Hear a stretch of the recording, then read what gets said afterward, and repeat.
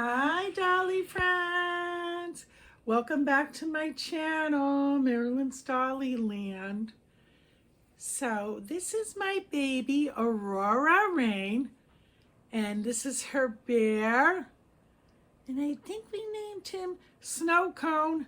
Yeah, we named him Snow Cone.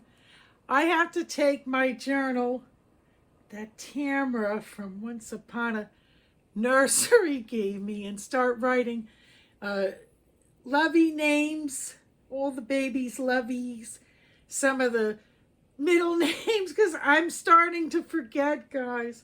And, I don't want to not lose track here.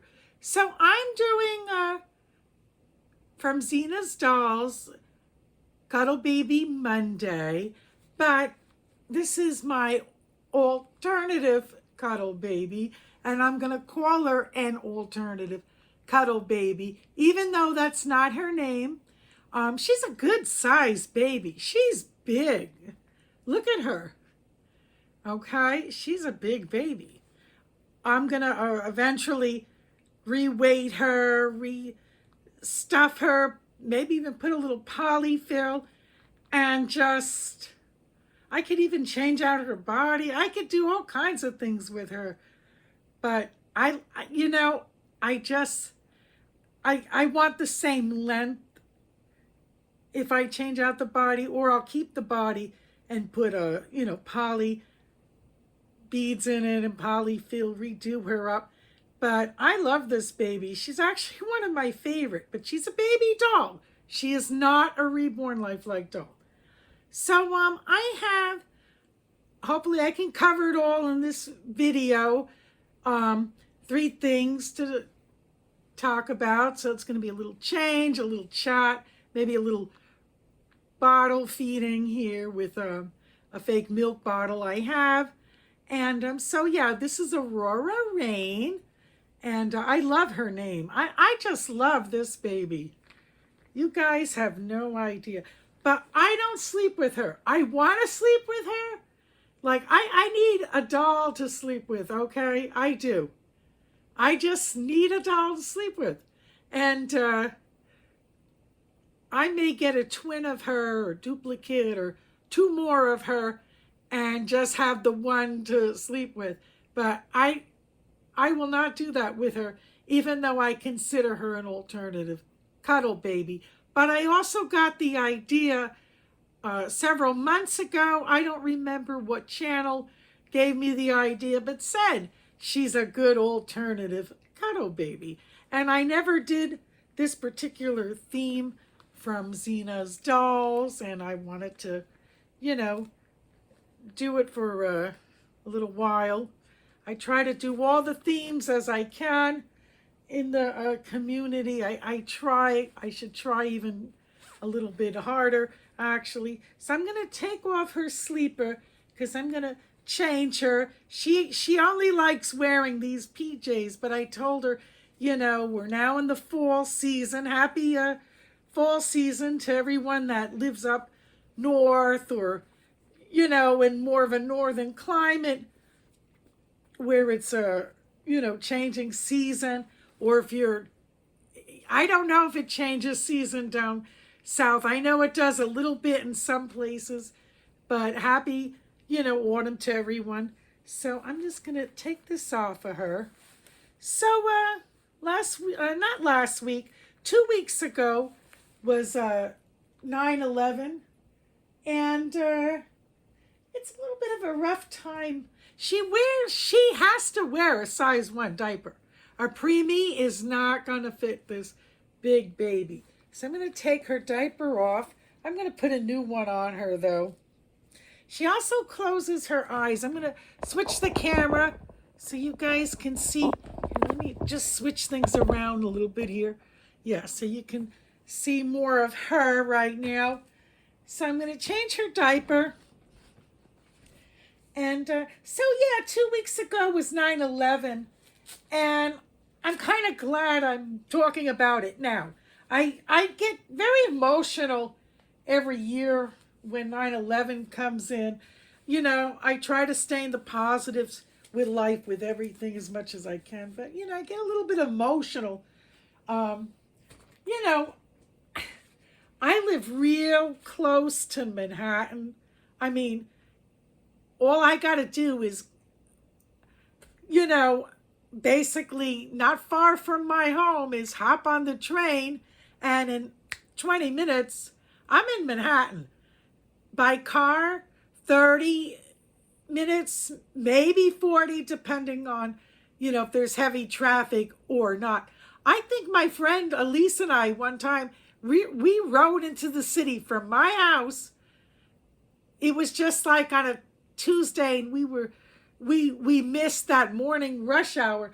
We were in Manhattan in like 15 minutes by car, but there was like nobody on the road when that happened, and that's, usually it's heavy traffic. But I live real close, and I'm not saying it isn't hard for the people that live right there, that were there when it happened in 2001, but we lost several people that perished in my town, in my county, in northern New Jersey, and throughout the state of New Jersey. A lot of people that live in my area worked in the Twin Towers. And I was blessed that the 3 or 4 people, it was three people I knew. They were all 3 acquaintances. I knew a couple because my cousin was very good friends with them. And the couple even was from right in my area. And thank God they got out. They had a business they owned on the 3rd floor of the North Tower. I mean, they got out ASAP the minute the plane hit. And they were such low level of being on the 3rd floor. They were just fine. God bless them.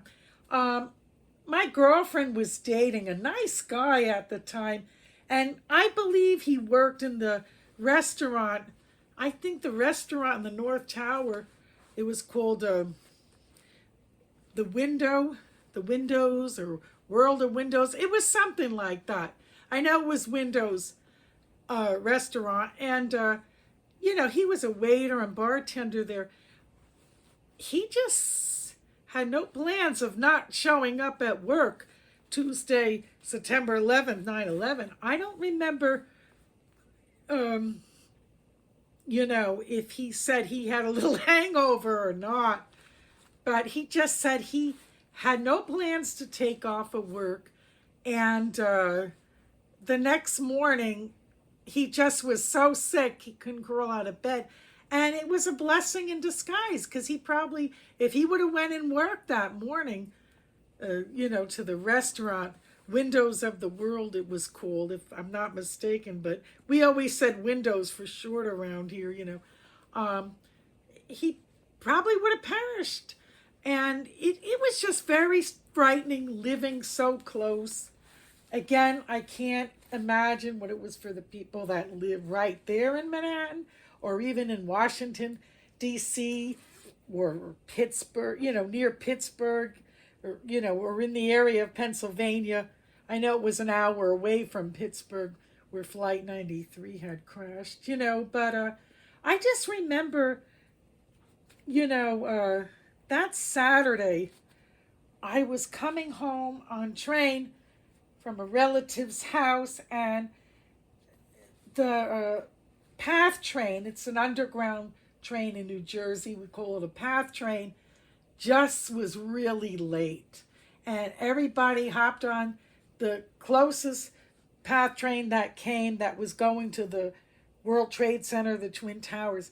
I remember that was on a Saturday, and then 9/11 was on a Tuesday. I had a bad feeling right then and there. I didn't know why, but, being a Roman Catholic, my family always taught me, oh, that's a message from your guardian angels and Christ not to do something, if you have that feeling in that moment. Doesn't mean no, never at all. And so I paid attention to it, and now I actually regret it because it would have been the last time I would have ever saw them, the Twin Towers. And so, yeah, it's a little bit, it's not that big on her. Very little bit. But this is right now the closest sleeper I have to for fall. I have to go and buy a whole baby fall wardrobe, like a whole entire one. I have every season but fall clothes. So it has like a little cat and a squirrel. See the little tail and white polka dots. It has these cute pink bottoms and a little pink around here and her collar. And she just looks so adorable. I'm going to put a little bow on her, even though she's going to go to bed. But we take head bows off right before bed. But the girls like to look, and the babies like to look, you know, pretty when they're on camera. And yeah, it was just frightening, the whole thing, living close to the area. I remember I wasn't the only one that ran to the school, picked up my kids, like tons and tons of parents. Because, you know, you live so close, nobody knew what was going to happen next in the area. You know, tons of parents were grabbing their kids out of school. And I was one of them. And yeah, you know, I'm going to put this little rose headband on because it'll match the pink and the pink. Oh, it's a kitty cat, not a squirrel. I was wrong. I thought it was a squirrel. It's actually two kitty cats and a little kitty cat tail, which is even cuter. But I like squirrels too. I think they're cute. But, you know, and, you know, I remember being glued to the TV for 3 days and not knowing what was going to happen next. And look how adorable she looks. She's just all that. I love that her eyes close. I hope if you guys could see that. It closes when she lays down. And I think that's cool. I wish they would make reborn dolls and silicone dolls that did open and shut their eyes just when you lay them down and sit them up and whatnot. That would be really neat if they did. Hopefully they will someday soon. But, so yeah, you know, it was just scary. And I remember just sitting by the TV glued, my eyes like glued, cemented to the TV for 3 days in a row when that all happened. And 10 years after, I'm going to give her a bottle feeding, guys. I'm going to put the Bobby here, this little miniature dolly Bobby. See, I have my little system now. I'm hoping to get a big Bobby. I found thrift stores near my house that carry them. So I'm going to use this fake bottle milk because she wants her nighttime feeding. See, and look at, she has a little bit of an open mouth. I could put a modified pacifier in her mouth, which is nice. And so, yeah, you know, it was just a frightening time. So, you know, I just would like to see everybody on 9/11 each year, even though it's 22 years later, to say a prayer because, you know, a lot of people in my area perished in the Twin Towers. A lot of people perished in, you know, in all the places that there was the attack in the 4 different places and the planes. And it was some scary times. But, you know, I get a little emotional because it just brings back the whole thing. And I feel for all the people because I remember watching, you know, mothers, sisters, daughters, sons, husbands, wives, you know, you name it, crying, showing the person's picture. They couldn't find their loved one. And now, you know, it's going on 24 hours, 2 days, 3, 4, or 5 days later. and they weren't found. It was just a really scary time living nearby. But yeah, so I just wanted to share that. But when 10 years after 9/11, I met a mom. I can't, give out certain names here with this story. And we were talking. She was a little bit older than me. She was probably like 20 years older and or 25 years older, no more than that. And we were just talking. I met her and out in public one day, was out and about. And, you sometimes just start a convo with someone. And she showed me a picture of her daughter's card from the World Trade Center, which was the North Twin Tower. And she told me the story of Jean. And when I went to the fountain exhibit, they made the fountain, the footprints. I did find Jean. I said my prayer to her and all the others that perished sadly that day. And she told me how when Jean called her, right when the plane struck, right after, it all happened very fast, that she said to her mom she couldn't find her pocketbook, she couldn't find her cell phone, she was on the office phone, and, because the cell phones weren't working that day in that area, and, that someone was coming to get them all. And her mom was begging her, just get out, get out, get out. I don't even know if she would have been able to get out because the stairwell, all three stairwells were blown out and she was on the floor and the plane hit from like 92nd floor to, I don't know if it was 100 or something. That part I'm not sure of, but it was, good couple floors. And her daughter perished and, when the tower collapsed. And it was just, I remember just hugging this lady. I didn't know her, never saw her again after that, never knew her before that conversation.